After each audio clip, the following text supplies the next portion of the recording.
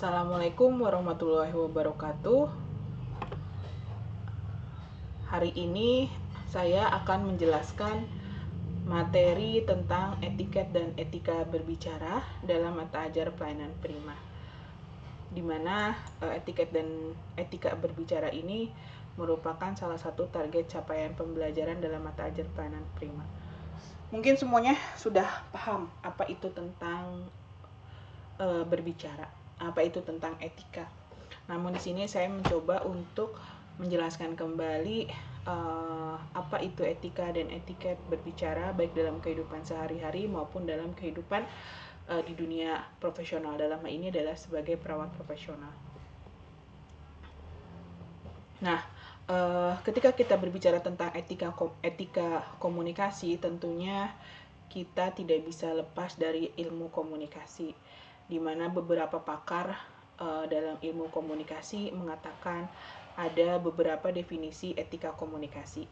Yang pertama adalah etika komunikasi itu mencakup segala nilai dan norma yang menjadi standar dan acuan manusia dalam berkomunikasi dengan orang lain.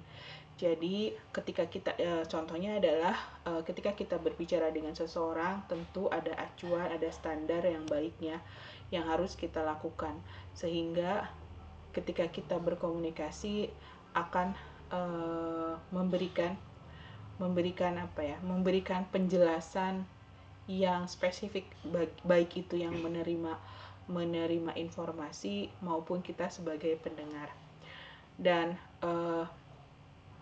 pakar lain juga mengatakan bahwa etika komunikasi itu adalah menilai tindakan mana yang menilai tindakan komunikasi yang baik dan buruk berdasarkan standar yang berlaku. Jadi apapun latar belakang pendidikan kita, apapun gelar kita, apapun background pekerjaan kita, ketika kita tidak bisa berbicara dengan baik, maka akan muncul stigma dan persepsi masyarakat bahwa perilaku kita adalah buruk. Oleh karena itu, komunikasi merupakan hal yang penting sebagai bagian atau elemen dasar dalam melakukan hubungan masyarakat. Dalam hal ini adalah bagaimana kita bisa berkomunikasi atau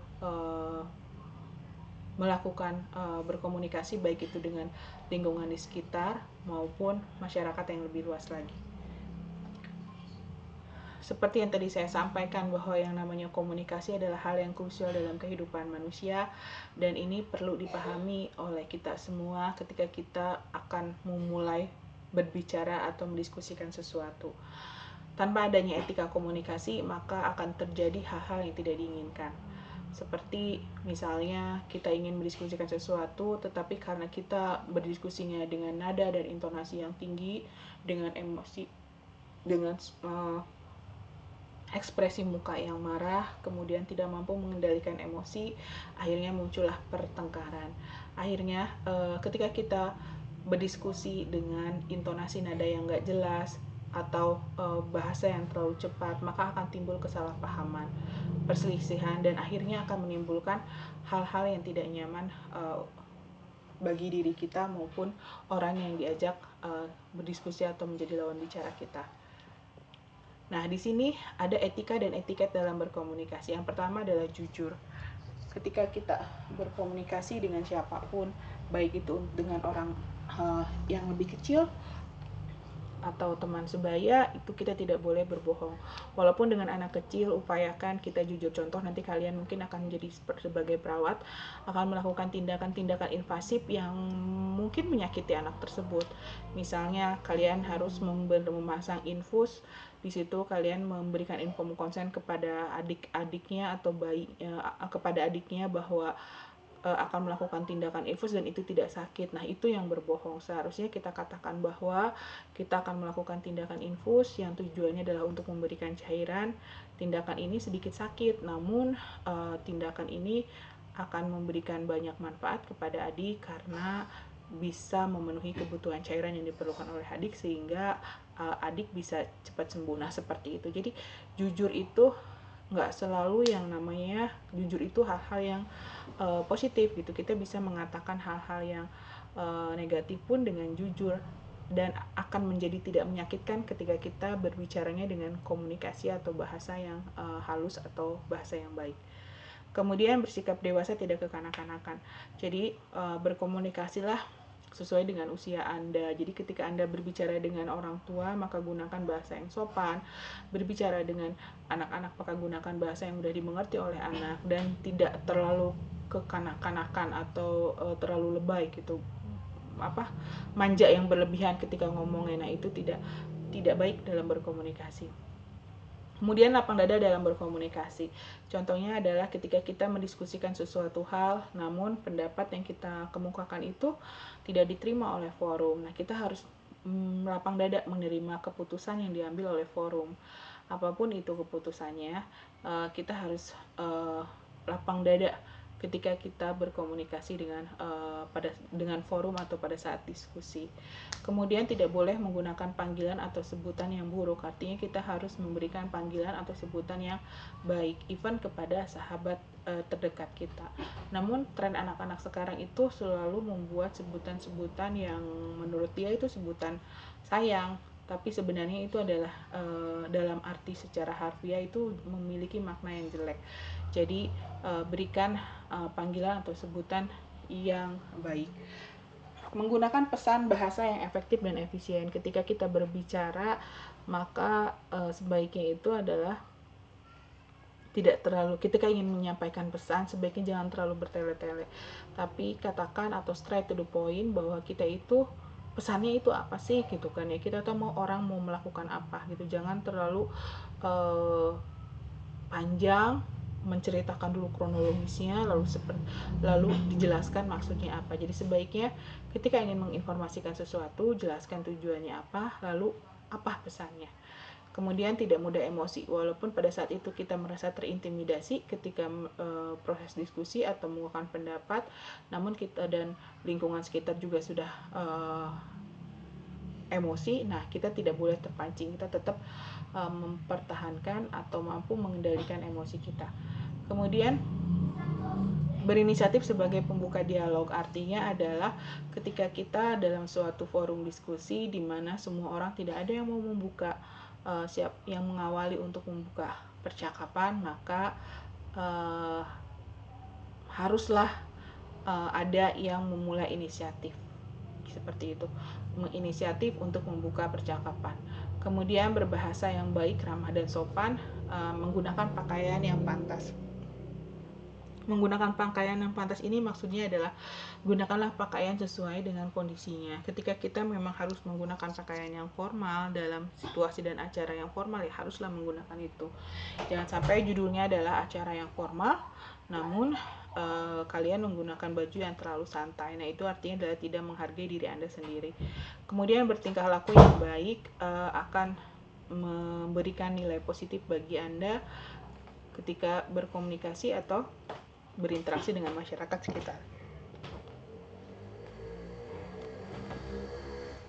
Berikutnya teknik komunikasi yang baik.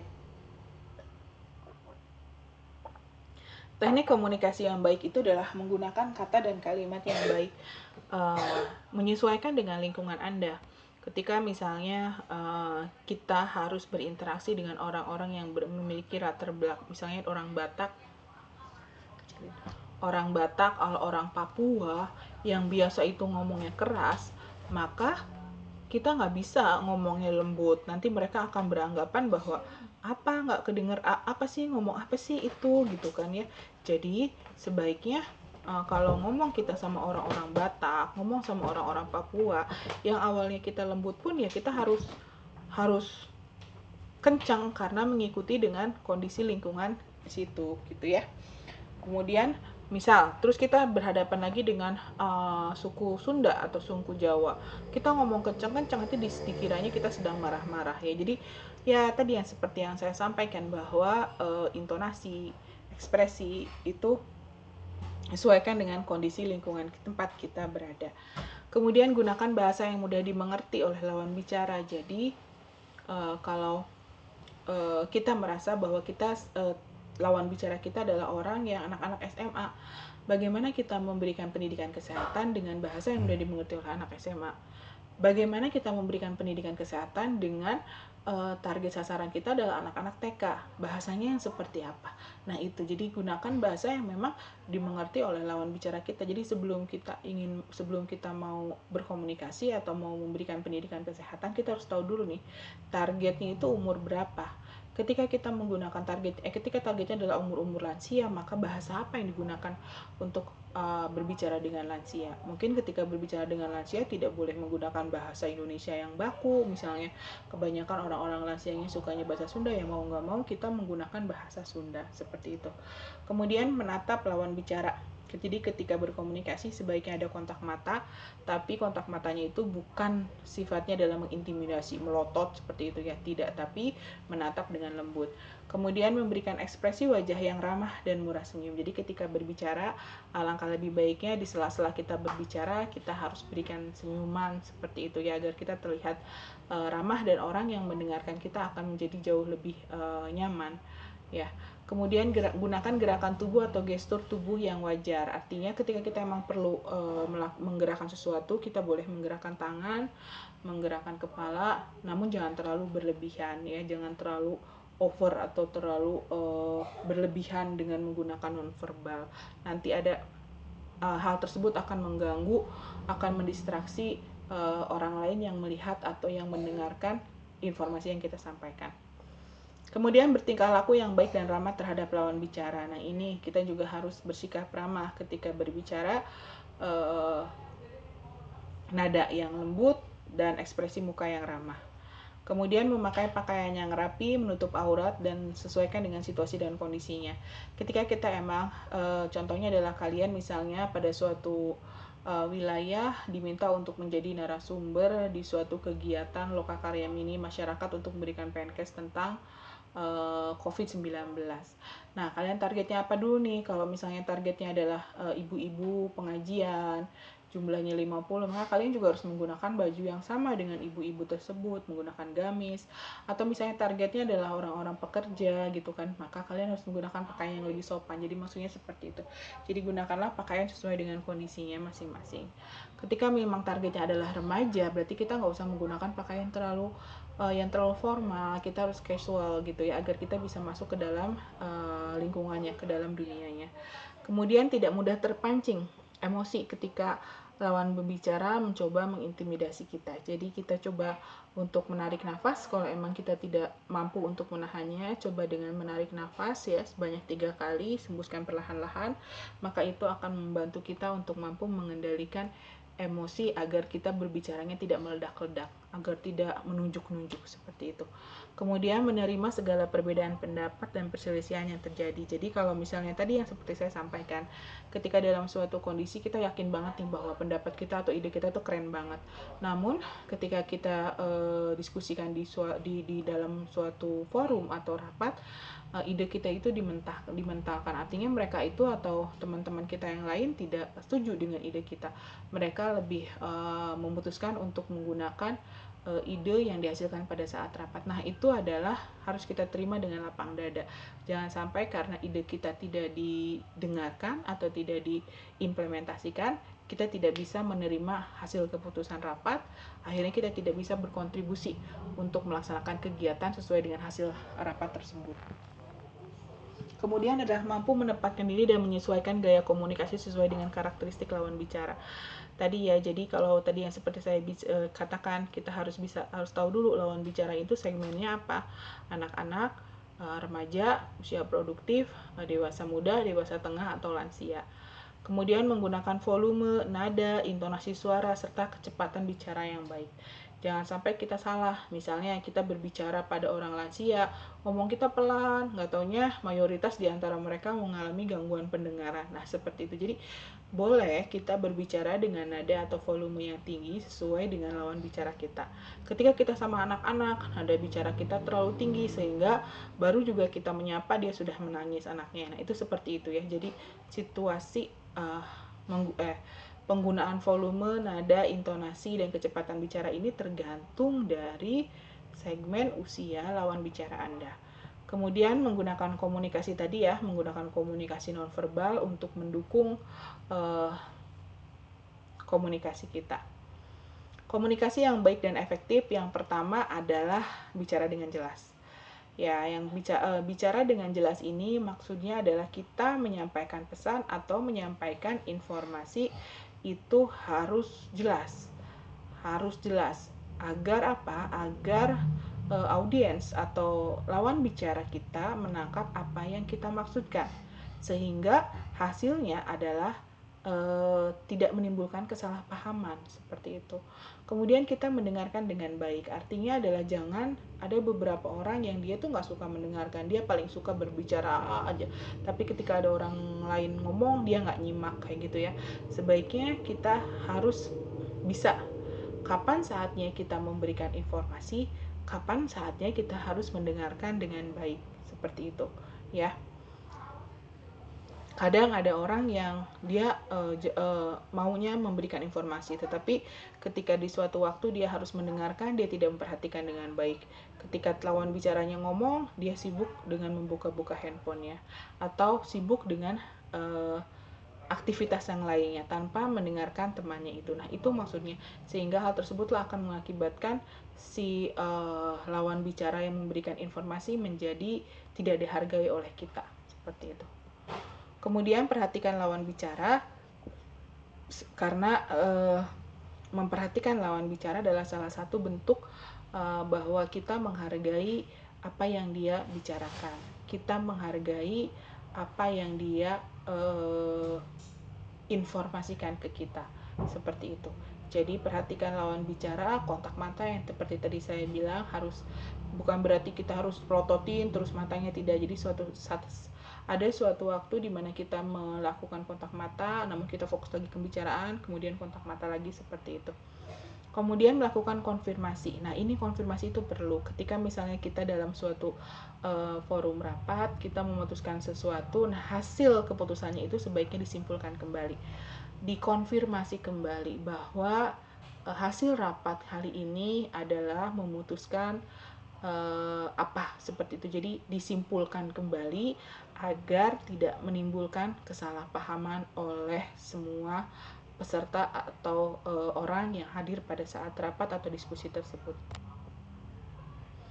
Perhatikan komunikasi nonverbal, artinya adalah tadi boleh gunakan komunikasi nonverbal sebagai bumbu penyedap. Kalau kita enaknya adalah ketika ngomong, kalau kita ngomong tapi kita nggak ada nonverbal kayaknya kaku gitu ya. Jadi gunakan nonverbal sebagai bumbu atau sebagai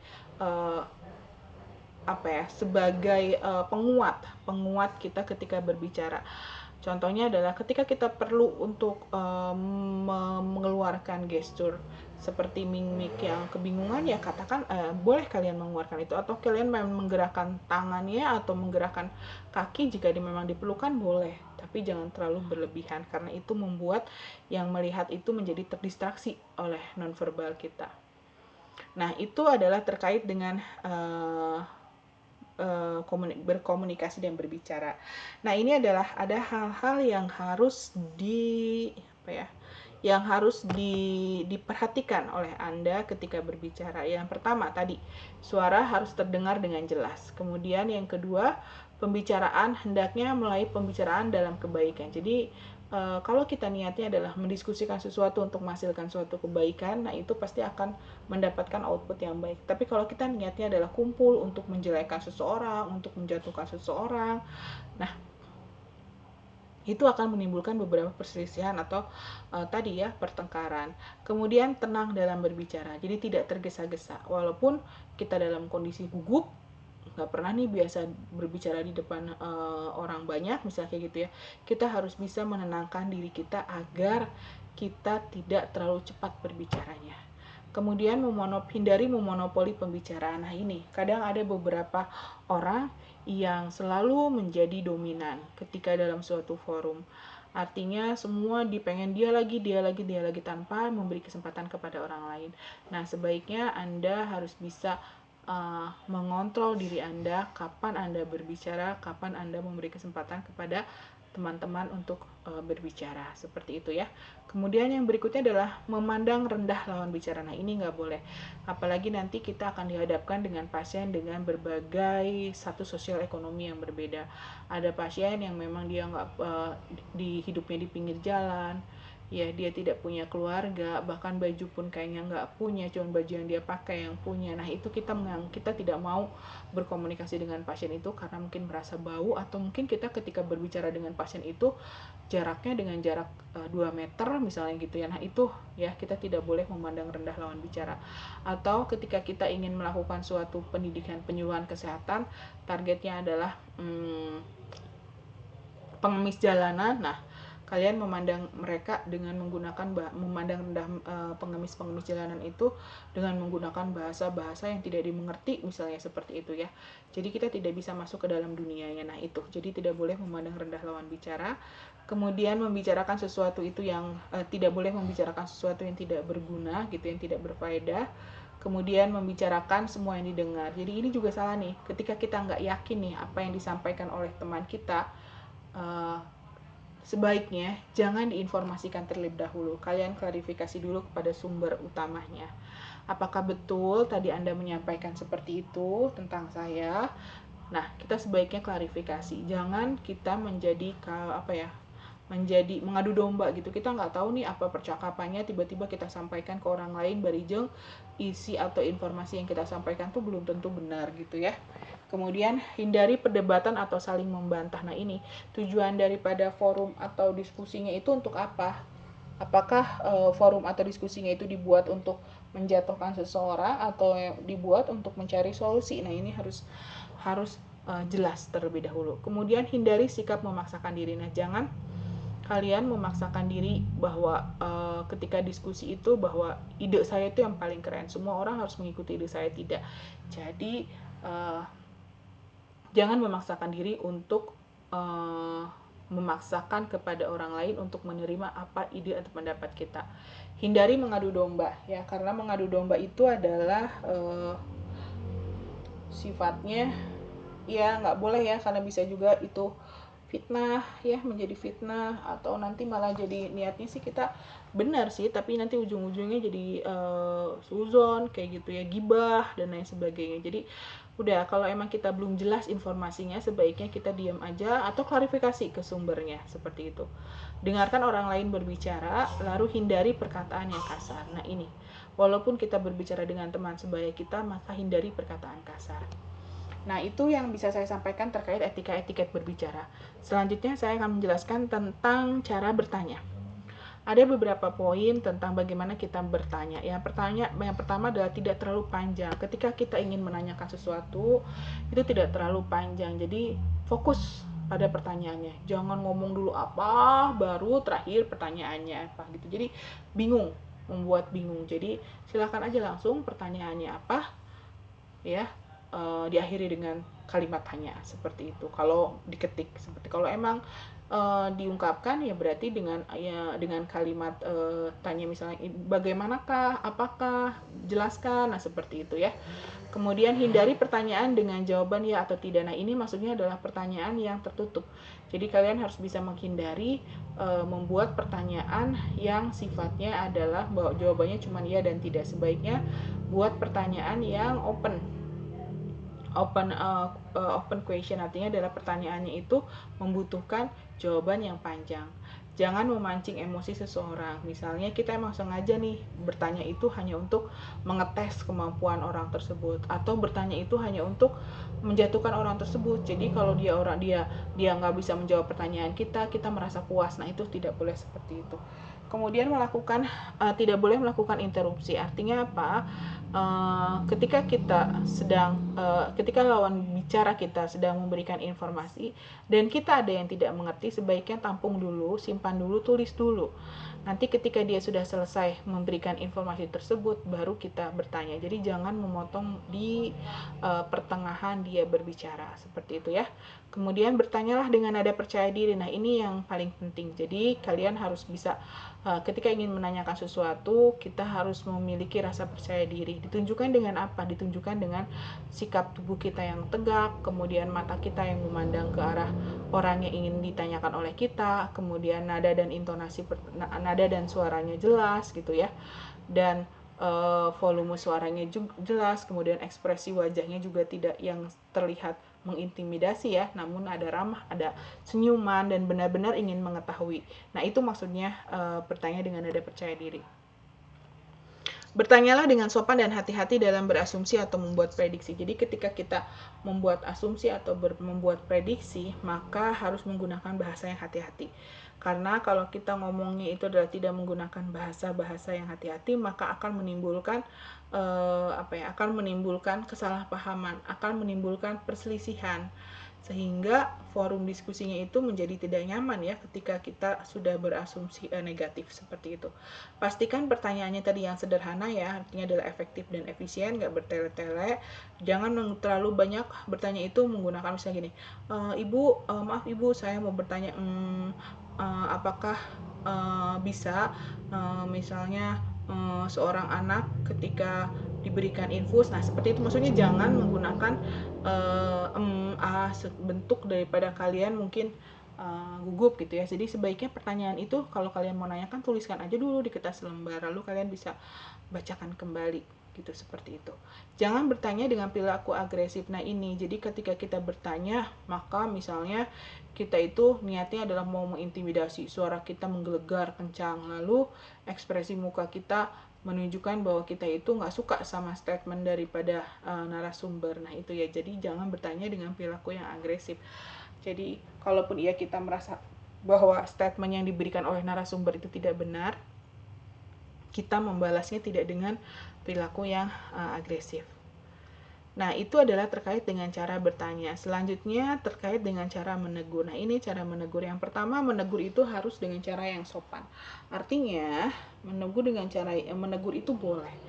Menegur itu adalah bagian dari memberikan kritik dan saran. Jadi itu boleh, tapi dengan cara yang sopan dan santun. Jadi jangan menegur itu dengan sifatnya itu adalah menegur itu adalah dengan bahasa yang kasar, atau kita yang niatnya itu menggurui bahwa kita yang semuanya serba benar sementara teman kita selalu salah gitu kan ya. Kemudian menegur dengan nada yang tinggi gitu kan ya. Nah itu tidak boleh. Kemudian apalagi kalau kita menegurnya udah sama suara yang tinggi terus nunjuk-nunjuk gitu kan ya, itu mengakibatkan orang yang merasa ditegur akan sakit hati ya. Dia akan sakit hati dan akhirnya tidak menimbulkan solusi. Jadi solusinya seperti apa, yang ada malah jadi pertengkaran atau perselisihan. Tidak memaksakan kehendak artinya adalah ketika orang yang ditegurnya itu merasa dia tidak merasa salah, dia tidak menerima teguran kita, ya udah kita hanya memberikan saran. Dia mau memperbaiki atau tidak itu adalah hak dia. Yang penting kita sudah memberikan saran bahwa sikap dan perilakunya itu salah. Ya, kita sudah meluruskan. Terserah dia mau menerima atau tidak ya. Jadi kita nggak boleh memaksakan kehendak kita. Apalagi kalau terkait dengan sifatnya adalah kehidupan pribadi dia. Tapi kalau misalnya yang dia lakukan itu memang memberikan pengaruh yang buruk atau memberikan kontribusi juga atau mempengaruhi kita juga, maka kita berhak untuk mengatakan kepada dia bahwa perilaku yang dia lakukan itu memberikan dampak negatif terhadap kehidupan kita atau kehidupan teman kita. Tetapi kalau terkait kehidupan pribadinya sendiri, kita tidak bisa memaksakan kehendak kita. Kemudian lihat situasi dan kondisinya. Jadi ketika menegur itu sebaiknya jangan terlalu banyak orang. Sebaiknya kita lihat situasi kondisinya. Kalau bisa di tempat yang memang privacy gitu ya, berdua baru kita memberikan teguran. Jangan membuat sakit hati terhadap orang yang akan kita tegur, orang yang akan kita berikan saran. Fokus terhadap persoalan yang tengah dihadapi. Jadi kalau mau negur itu oke, dia permasalahannya apa saat itu. Jangan mengungkapkan persoalan-persoalan atau masalah-masalah yang lama, seperti itu ya. Mendengarkan, ketika kita sudah menegur, jangan langsung kita udah bye-bye, jangan, tapi kita dengarkan. Barangkali dia mau melakukan pembelaan dan penjelasan, silahkan. Tapi kita tidak boleh dalam kondisi emosi ya. Jadi tetap kalem, tetap mampu menahan diri. Jadi dengarkan pembelaan dan penjelasan yang tadi sudah kita tegur. tidak berkata kasar. Dan tadi tujuan untuk menegur itu apa? Apakah tujuan menegurnya itu pengen cari muka di depan teman-teman yang lain, atau memang tujuannya adalah ingin memberikan atau merubah perilaku teman kita agar menjadi lebih baik. Nah, seperti itu ya. Kemudian tidak ada niat untuk mempermalukan orang yang kita tegur. Jadi tujuannya menegur itu memang benar-benar bahwa kita itu ingin meluruskan dia gitu, ingin memberikan bahwa apa yang dia lakukan selama ini salah, tidak semata-mata untuk mempermalukan dia atau menyakiti dia, tidak gitu ya. Sebaiknya tadi ya memberikan teguran itu secara rahasia dengan empat mata. Nah, itu adalah cara menegur. Lalu berikutnya terkait dengan cara mendengarkan. Cara mendengarkan itu apa? Cara mendengarkan ada beberapa poin. Yang pertama adalah mencoba memahami pokok pikiran atau ide utama pembicara. Jadi ketika kita mendengarkan, kita tanya dulu, ini diskusi tentang apa nih gitu ya. Diskusi tentang apa nih? Topiknya tentang apa nih? Seperti itu. Kita boleh bertanya, kira-kira ini apa nih topiknya gitu ya. Misalnya kalian bentar nih, ada yang mau didiskusikan. Iya, kalau boleh tahu tentang apa ya. Nah, kita boleh bertanya, apa topik utamanya gitu ya. Kemudian hindari gangguan dari lingkungan sekitar. Sebaiknya ketika kita akan berdiskusi atau ceritanya adalah mendengarkan cerita atau curhatan teman, pastikan lingkungannya nih, jangan lingkungannya itu terlalu ramai sehingga kita menjadi nggak kedengeran apa yang disampaikan oleh teman kita atau informasi yang disampaikan oleh teman kita. Mencoba untuk mengendalikan emosi ya, ketika misalnya dia menyampaikan hal-hal yang menurut kita nggak benar terkait dengan diri kita atau hal-hal yang menyinggung perasaan kita, jangan langsung kalian bantah, jangan langsung kalian interupsi. Dengarkan dulu sampai tuntas sambil kalian coba mengendalikan emosi Anda. Setelah selesai, baru kalian ungkapkan. Lakukan pembelaan kalau memang itu tidak benar. Tapi tidak dengan emosi ya, tetap kalem seperti itu. Membuat catatan jelas dan singkat, artinya adalah ketika kita tahu nih bahwa yang akan disampaikan itu sepertinya akan panjang kali lebar, sebaiknya kalian bikin note. Sehingga ketika di akhir itu kalian bisa menyimpulkan, oke, jadi maksudnya topik dari sini adalah seperti ini, seperti ini, seperti itu gitu ya. Dan yang berikutnya adalah mencoba untuk bersikap empati. Artinya adalah fokus ketika kita mendengarkan, kita boleh sambil menatap matanya, kontak mata, lalu diberi senyum. Kalau emang itu ada hal-hal yang tidak benar, atau enggak, boleh kita dengan ekspresi muka yang kerung, misalnya apa ini maksudnya gitu, tapi jangan dengan ekspresi muka yang melototin atau amarah atau gimana kita geraham kita yang dirapatkan misalnya, seperti itu tidak ya, tapi bersikap empati. Mencoba untuk memahami prinsip-prinsip komunikasi non verbal. Nah ini nih, kita ketika kita ingin mendengarkan, kalau lawan bicara kita duduk ya kita duduk, jangan lawan bicara kita duduk kita berdiri. Kemudian kita boleh dengan raut ekspresi wajah tadi yang saya bilang, kemudian kita boleh sesekali mengangguk ketika kita paham maksud dari pembicaraannya apa. Kemudian mendengarkan yang selektif, artinya adalah kita menjadi pendengar yang baik. Kita mampu merangkum apa yang disampaikan oleh tadi orang yang menyampaikan informasi kepada kita. Seperti itu ya. Kalaupun kita ingin bertanya, sebaiknya tadi ya pertanyaannya itu di akhir dan benar-benar sifatnya adalah kita ingin tahu, ingin mengklarifikasi. Jangan yang sifatnya adalah untuk mengintimidasi atau menjatuhkan seseorang. Kemudian memberikan umpan balik. Memberikan umpan balik itu apa? Misalnya tadi ketika misalnya saya memberikan informasi tentang bagaimana cara penanganan COVID-19. Udah setengah jam saya berbicara. Lalu kalian mencoba merangkum, meringkas penanganannya itu, intinya itu apa yang saya sampaikan. Nah, seperti itulah menjadi pendengar yang baik. Ya. Oke. Demikian yang bisa saya sampaikan terkait etika dan etiket cara berbicara, termasuk di dalamnya adalah berkomunikasi, kemudian cara bertanya, cara menegur, cara mendengarkan. Selanjutnya nanti untuk sesi diskusi akan kita akhiri, akan kita lakukan di tatap muka atau online. Sekian, wabillahi taufiq wa hidayah. Wassalamualaikum warahmatullahi wabarakatuh.